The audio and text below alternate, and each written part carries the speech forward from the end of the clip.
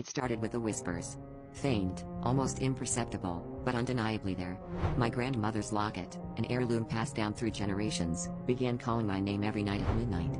At first, I thought it was just my imagination, the remnants of grief playing tricks on my mind. But the whispers grew louder, more insistent, until I could no longer ignore them. Last week, the locket's whispers took a darker turn. It didn't just call my name, it commanded me, urging me to dig up her grave. The very thought made my skin crawl, but the voice was relentless, promising answers I never knew I needed. I couldn't sleep, couldn't eat, couldn't think of anything else.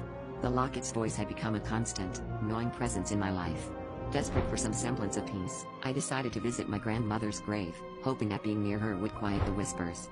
As I stood by her headstone, the locket around my neck grew warm, almost burning against my skin. The whispers intensified, now a cacophony of desperate pleas.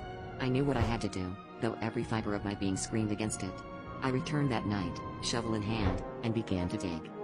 The soil was heavy and unyielding, each shovelful feeling like a betrayal.